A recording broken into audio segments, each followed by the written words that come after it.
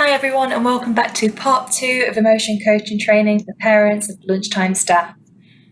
So you remember from presentation 1, we'd covered behaviour as a form of communication, we thought about types of emotions, we considered why it was really difficult to intervene with children's behaviour when they're in quite a heightened emotional state, and we looked at parenting styles as well.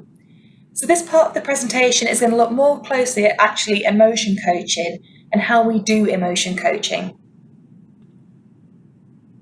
So in emotion coaching, there are only 4 steps to do, and this doesn't actually have to take a long time either. Sometimes it can just be seconds of work that you might need to do. It's also worth noting that these steps don't necessarily need to go in order. This is going to be dependent on the situation and on your child, and you might also need to spend longer in one step than others, and that's okay. And we've talked about not being able to do problem solving if your child's not feeling calm, so this can take a bit longer than you might think sometimes as well, and this is where step 1 and step 2 are really important. So we'll go through these in more detail individually, but step 1 is being able to recognise your child's feelings and to empathise with them, so to put yourself in their shoes. Step 2 is validating your child's feelings, so letting them know it's okay to feel this way, and also labelling their feelings for them. We heard in the last presentation Dan Siegel say about name it, tame it, so sometimes just labelling our emotions can help us to be able to feel more in control of them, and step 2 will cover some of this. Step 3, as we've said before, emotion coaching is not about, it's about all emotions being natural and acceptable, but not all responses to emotions are okay. So we need to think about setting limits on behaviour. So step 3 discusses boundaries, setting limits, if needed in the situation. Step 4 is then, as we've discussed, being able to problem solve with your child in case this situation comes up again, or in case they encounter this emotion again, they need to know what to do about this. So in step 1, this can often be forgotten or overlooked when dealing with emotional incidents. However, as we've said, just really having a think and a step back first of all, and just thinking, why is my child feeling like this? What could be happening for them is so important for the rest of the steps. And as we've said before in the last presentation, at different points in the day, you're likely to be at different places yourself, and you probably will fall into different parenting styles, and that is okay. And you might even be trying to do emotion coaching and it's not as perfect as you might want it to be. And that's all right as well. So our aim is just to be able to use emotion coaching consciously more often. So step 1 is called recognise and empathise. And there's a really nice phrase that we can use here that just reminds us of this step. So it's connect before you correct. So this reminds us that we need to connect with our child's emotions and their perspectives before we then try and intervene with the behaviour. So first of all, we need to take a step back and think about what our child's behaviour is communicating to us. And again, going back to the iceberg model, what feelings are going on underneath the surface? So that's trying to empathise with your child and see things from their point of view. Again, we need to try and see emotions as being natural and normal, and they're not always a matter of choice. Often we use the language of choice when talking about behaviours. So you've made a good choice, you've made a bad choice. But actually children are often not making choices, they're just responding to their emotions. So this might mean that children's perceptions are, well, I didn't make a choice, so it must be me, I must be inherently bad. So we need to, again, try and view behaviour as a form of communication rather than a choice. We also need to look for physical and verbal signs of the emotion being felt as well. So we need to look at those visual cues for us sometimes. But also, as we said, non-verbal cues are quite important. So things like looking at facial expressions, body language, all really important things. So we need to pay attention and be curious, and we need to try and take on our children's perspectives. And another nice phrase to use at this point is we need to be curious rather than furious, which helps us to connect before correct. So again, they're just nice little phrases just to keep us on track for step 1. And on this slide is a bit of a mnemonic to help us with step 1 of emotion coaching. So it's designed to help adults to be prepared and to attune and recognise their child's feelings and be able to empathise with them. So be a star. So stop, don't act or react straight away. Think, what is going on for my child right now? What feelings are underneath the behaviours that I'm seeing? Attune. So attuning yourself with that feeling by putting yourself in your child's shoes. And then maybe reflect. So what would be an equivalent situation for you that would cause you to feel this way? And we have mentioned empathy quite a few times as well, but haven't really said what empathy is apart from trying to put yourself into your child's shoes. Empathy can often be quite difficult, really, and it can get confused with sympathy. So I'm just going to show you this video, which is a nice distinction between empathy and sympathy.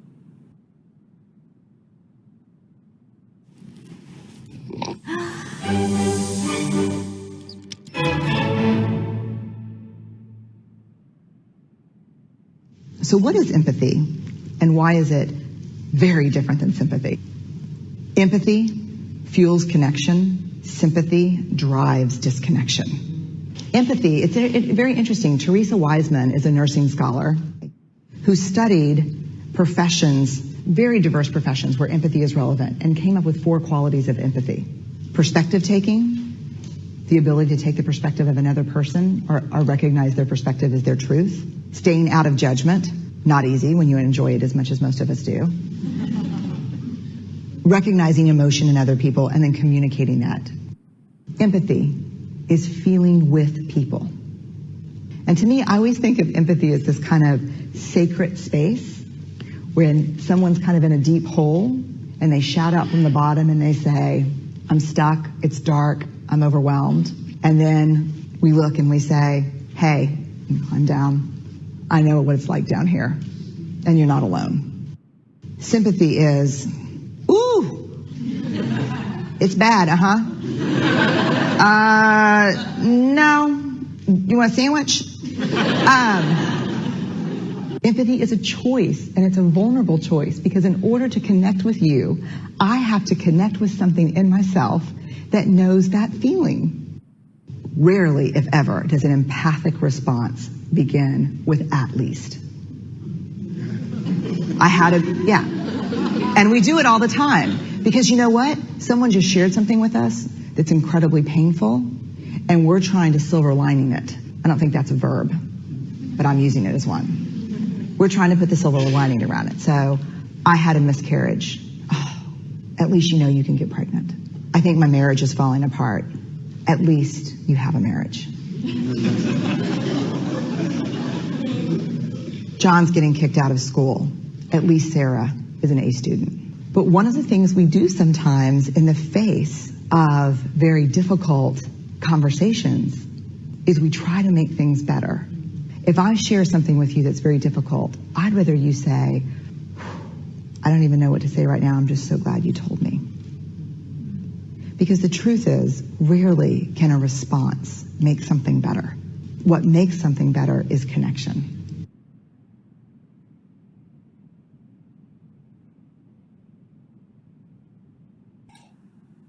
Okay, so that shows how we can connect with others through empathy. And then step 2 is labelling and validating our children's feelings. So along with step 1, step 2 helps the child feel that they're not alone. So it helps them to feel that they're seen and that you accept, you can see them and their emotions and accept all of that, and not just seeing their behaviours, and also that you understand and care about their emotions as well. So step 2, we can use our words to reflect back the children's emotion and help children to label their emotions. So for example, I can see that you get angry when that happens. I would feel angry if my work had been lost, and it's okay to feel like that. We can simply observe, so saying what you see rather than asking probing questions to which young people might not know the answer. So I've noticed you looking around at others who are working on their projects. I wonder if you might be feeling nervous right now about whether your work will be okay. And telling the child that you understand their emotional situation and that you don't blame them. So you focus on what they're feeling and not just on their behaviour. And this is believed to help soothe and calm children and young people. And again, this is where it links back to that Dan Siegel phrase of name it to tame it. So research shows that labelling their emotions help children to feel calm and to be able to regulate or manage their own emotions. And emotional validation is the process of learning about, understanding and expressing acceptance of another person's emotional experience. So again, helping the child to know that what they're feeling is okay, that all emotions are normal and they're natural, and that we feel these as well. It's okay to normalise emotions for children too. And these are some examples of the things that we could say in step 2. So I can see that you get angry when that happens. I'd feel that angry if that happened to me too. I can see that you're frowning and you're kicking the wall and you're expressing a lot of energy. So again, we're looking there at maybe some of the behaviours that we're seeing and then wondering deeper down. So I would be feeling like that too if I didn't want to do something. I've noticed you looking around at others who are working on their projects. As we said on the last slide, I wonder if you might be feeling nervous right now. So wondering aloud what children are feeling can be really helpful. Feeling nervous right now about whether your work will be okay. Have I got that right? So we can check in and see if our perceptions are correct. And this slide's a little blurry, but these are secondary emotions. So you can see on the top part there, you've got the primary emotions that we discussed before. And then underneath those are some secondary emotions. So, for example, under the umbrella of anger, there might be frustration, feeling annoyed, feeling mad, feeling offended, feeling threatened. So we can use some of these words as well. We don't need to stick to those primary 6 emotions, but they can just help us to understand what the secondary emotions may be that children are feeling. Sometimes we can feel a bit uncomfortable about communicating emotions and labelling emotions just in case we get them wrong. This might make us avoid doing emotion coaching. But in reality, we're often not far wrong. So if we think this is something going on for a child or young person, chances are we're quite close to being correct with that.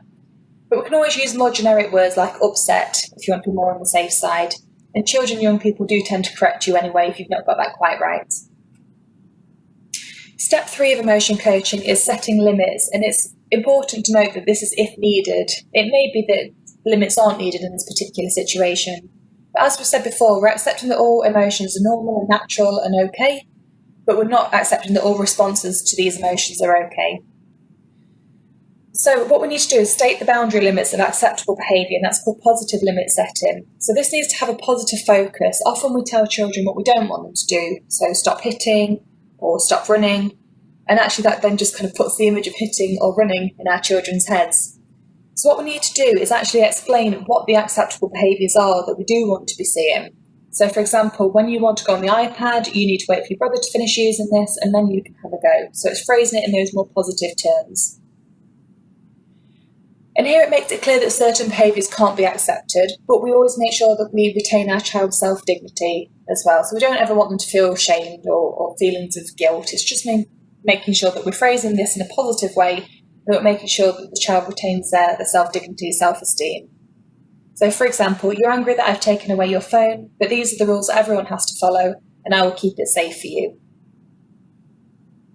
It's important to note as well that setting limits for children and setting boundaries actually helps children feel safe and secure because they know what to expect and it's predictable for them. So this can actually be quite helpful for them. It's just making that distinction between punishment, which we don't want to be doing, but setting boundaries and setting positive limit setting. And then step 4 is problem solving with your child. So again, we've discussed needing to wait until your child is in a calm and relaxed state before you can do any of this problem solving. Because again, if we think about flipping that lid, when children are more like this, it's really hard for them to think with that kind of rational part of their brain. So we need to wait until they're feeling calm and relaxed to be able to do this. It is, however, really important to get children and young people to start problem solving because life is tricky and they are going to face difficult situations throughout life as well. So the better we can do to equip them and to prepare them with this and to know what to do next time a problem comes up, the better for their futures. So when a child is in a calm and relaxed, rational state, we want to explore the feelings that gave rise to the problem or the incident. We want to try and suggest or scaffold alternative ideas and actions that could lead to more appropriate and productive outcomes. And we want to empower your child as well. We want them to believe in themselves, that they can overcome difficulties and that they can manage their feelings and behaviour. So this will be age appropriate and ability dependent in terms of how we do this. But things that we could be asking are, for example, can you think of a different way to deal with your feelings?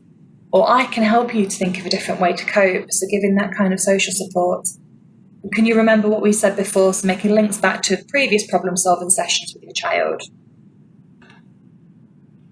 And on this slide are some prompts of questions that you could ask your child in terms of helping them to problem solve. So thinking about physiological signs, what does your body feel like now? The emotional side, what feelings are you having? Let's think of what we could have done instead. Can you think of a different way to deal with your feelings? So giving children and young people ownership of how to deal with their emotions. I can think of a different way. So if you need to be a bit more directive or assertive, if your child is struggling to think of things, you can do that. Can you remember what we said before? And what might your friend do or suggest you do? So getting your child to put themselves in someone else's shoes and having that observer perspective can be quite helpful. And I'm now going to show you a video by Dr. Becky Bailey, and I want you to try and be an emotion detective. So a bit similar to what we did in the first session. I want you to watch these, it's an interaction between what's meant to be a mother and daughter. So the mother is the dark-haired lady and the daughter is the blonde-haired lady. They show 4 different ways of approaching this problem. So I want you to have a think for each of them, so mother and daughter, what are the feelings that are going on underneath some of the behaviours? So think about what they may be feeling. Once you've done that, I also want you to have a think about how the mother responds in each clip and try and identify which one is closest to emotion coaching.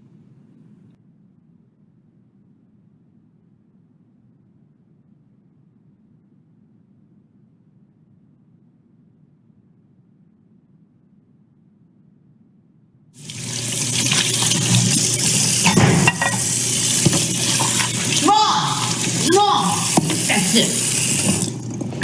I hate my teacher. I hate my teacher. Yeah. You wouldn't believe what she did today. You would not believe. Mom, look, Mom, I hate her. I hate, no, you don't. I'm listening. Everyone. She picks on everyone. Yeah. Everyone. Yeah. I'm listening, honey. You know what? Could you... You want to know what she did? What, honey? What about Marcus? Yeah. What about Marcus? Do you remember the other day? Marcus. Yeah, I remember Marcus. Here, take this. Why don't you just here, go ahead. Just start drawing. What? What? What do you... Whatever. You don't need to have that. Honey, just give me the dish then. Give me the dish. All right, good. Okay, good.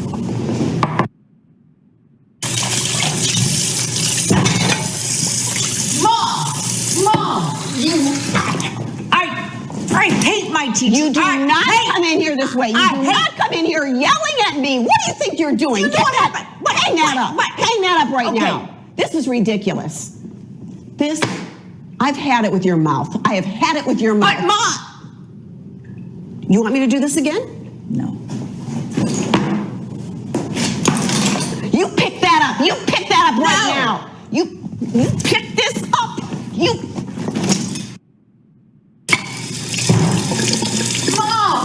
Mom!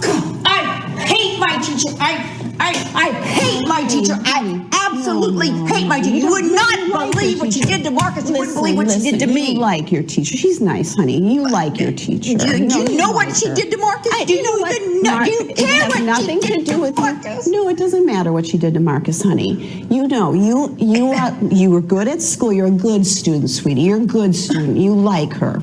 And you're good at school. You're a nice person, sweetheart. You're a nice person. So you just have to remember that. Remember how you're a nice person and you like people. Yeah, you do. Yeah. You want a little snack? You want me to get you a snack? Let's just let's just have, let me see, I'm sure I've got some ice cream in the fridge. How about that? Okay. Yeah. Here you go, sweetie. Here, you know what? I'll just get you a spoon. Here you go. Enjoy. Yeah. Can I have the whole thing? Oh, of course. Yeah. It's better now, isn't it? It feels better now, doesn't it? Yeah.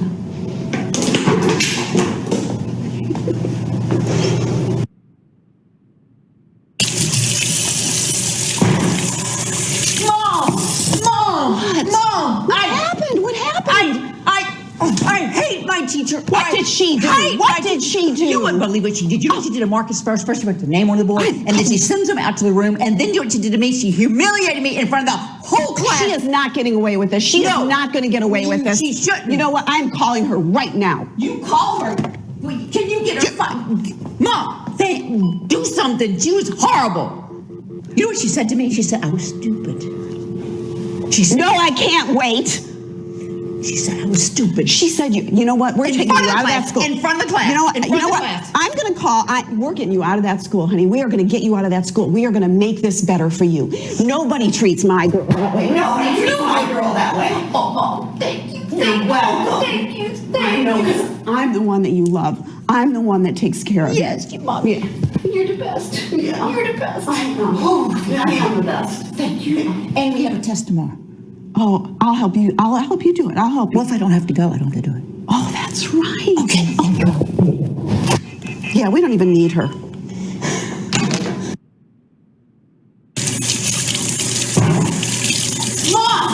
Mom, you wouldn't believe I hate my teacher. I hate my teacher. You would not believe what she did to me today. You wouldn't believe what she did to Marcus. Yes, and you're going to tell me. Take a deep breath. But Mom, okay. Yeah. Mom, okay. But I got to tell you. Yeah. Okay. She calls us up in front of the school. Yeah. Right up at the front of the board. And she has us do these problems. Marcus goes up first. Of course, everybody laughs. They're always laughing at Marcus. So they walk up there. He laughed. And I'm like, I'm not going. I put my head down. You know what she did? She called on me. Anyway, she calls on me. I go up there. I work the problem. Yeah. And right in front of everybody, she says, well, you didn't get it right. Oh. You're not working hard enough. Yeah. And you were hoping she would really understand how hard that was for you. You were hoping that she would understand that you were really taking a risk to go up there. Yeah. I mean, that was scary to walk up in front of everybody. It is scary. And to walk math up isn't into my strong thing. Yeah.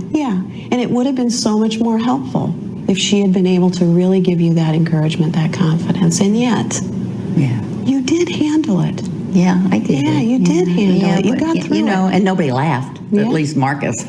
Okay. Yeah. So, we'll work on that too. We'll work on how you might be helpful to Marcus too. Right now, what might be helpful to you? What might be helpful to you right now, and then we'll work on what might be helpful to you the next time she calls on you and you don't know what to do. Okay, so right now I just kind of want to go outside and walk around a little bit. Okay, yeah, because but that's I do one of the need ways, help with math. Because you know what? I'm feeling your hands and I can feel that you're really tense. You're still frustrated. You're still feeling frustrated. Yeah. So take a walk outside. We'll work on the math. Sounds like a plan. Okay. And then you know what we're going to do too? When that moment comes, when you're sitting at your desk, what is it that will help you? We'll find that. Okay. Yeah. All right, I'm going outside. See you, Mom. Yeah. Oh, honey, your pack. Okay, I'll put that. I'm going to drop that over here. See you a little bit later.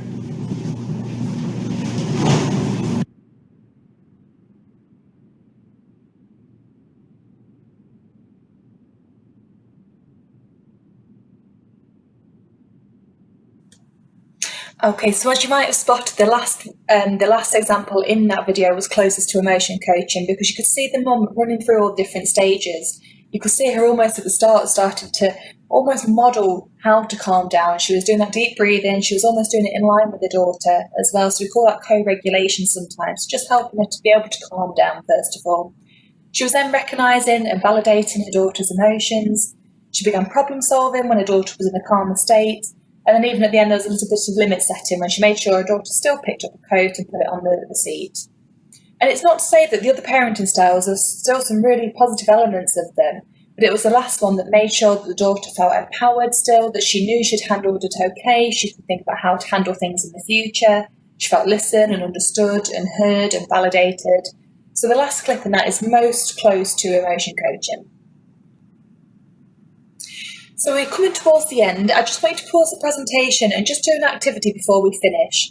So this is a blank script that we can use to support ourselves when we're starting to do emotion coaching. Generally, it becomes a lot more fluent and more natural over time, but like with anything, when we're first starting out, we need to just keep practicing it. So this is a helpful framework for us to use.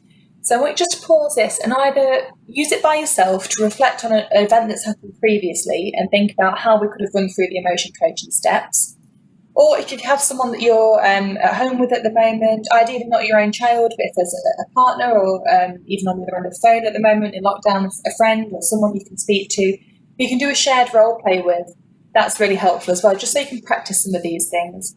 And at the end of the presentation, there are some other resources as well which you can use to support yourself, which I will make sure that I run through before I come to an end on this, just so you have it and can keep going back to it. So these are the 4 steps. So it's recognising your own child, recognising your own and your child's feelings and being able to empathise with them. So what are the feelings you might experience in this or a similar situation? And what are the feelings your child is experiencing? Again, step 2, labelling your child's feelings and being able to validate them and show empathy. So I'm wondering whether you're feeling, for example, happy, sad, angry, disappointed. And the validation part is that it's okay to feel this way. We all feel this way. Step 3 is the limit setting if needed. So that's giving guidance and positively explaining boundaries by explaining to your child what is acceptable behaviour. And step 4 is problem solving with your child or young person. So helping your child to think about different ways they can manage difficult situations at a time when they're feeling calm. So I just want you to pause this presentation and just have a go at this. And I want to finish off with a quote from a parent who's used emotion coaching in the past. So their experience of emotion coaching is, "I feel more in control but less controlling." And that's quite a common thing that we've heard as well. So it's that being able to still feel in control, but actually it's not putting demands or control on the child, but again, running through these steps just to help them to problem solve and help them recognise their own emotions and how to manage those. That's helped parents themselves to feel more in control. And that's it, we've come to the end. So in a nutshell, there are only 4 main steps to emotion coaching, which can be super quick to do. Other times you might need to spend a bit longer. As we said, we can go between steps, back and forward, spend more time in one step than others. All of that is absolutely fine. This approach is based on extensive research and it's supported by evidence. There's lots more research happening at the moment. I think Oxford University actually is doing some more research if you're interested, but it is well supported. This approach helps children to understand and manage their emotions and responses and helps parents to feel more in control and confident when dealing with behaviour. A key thing is that no one's perfect and gets this right straight away. Like with anything, we just need to give it a go and just keep practicing. And hopefully the resources at the end of this presentation will also help. So we'll just run through the 4 steps again. So the first one, recognise. So recognising your child's feelings and empathising with them. Next, label and validate. Validating your child's feelings and being able to label them. Remember that, name it to tame it. Step 3, setting limits on behaviour in a positive way if needed. And step 4, problem solving. So teaching your child how to manage this if the situation or the feeling comes up again, which quite likely will do. So key thing is as well to take away the connect before correct message and just remember that your child's behaviour is communicating something to you. So you need to be an emotion detective. And on the slide are some references if you did want to do any further reading. There's the YouTube clips on there. And then I'm just going to run through the rest of the resources that we have. So on this slide, we have a resource to help us with emotions, to help us to recognise how to help using emotion coaching for each step. So this is step 1. So this gives us a bit of scaffolding for emotion vocabulary. So you might remember on the previous quite blurry slide, it talked about secondary emotions. This can also help. And on this slide, there's resources to help us with step 2, so to help us with labelling and using words to reflect back our child's emotions, particularly the language of wondering, and then also how to validate as well. This gives us some scripts we can use to help us to validate our children's emotions. So I'm sorry that happened to you, that must feel, that sounds or feels like it's a big feeling, I would feel this way if it happened to me. So this gives us some scaffolding here just to help us with this bit. Step 3 here gives us examples of positive limit setting. And this slide here helps with step 4, the problem solving. And it talks about different ways we can help a child or young person to problem solve. So through exploring, through sharing ideas, through agreeing solutions. And again, on the following slide, more support in terms of how we can do problem solving with our children. So there's different types of approaches. There's restorative approaches, so thinking about what happened, what were you thinking at the time, what were you feeling at the time, who's been affected and how, and what needs to happen to put it right. Or there's more formal problem solving approaches. So what is the problem? What can I do to help myself with this problem? You can then list solutions, choose a preferred solution, have a go at it, and then reflect whether or not it worked. So those are the stages of problem solving that we could use. And we've come to the end, so thank you very much for listening to this. I hope it's useful.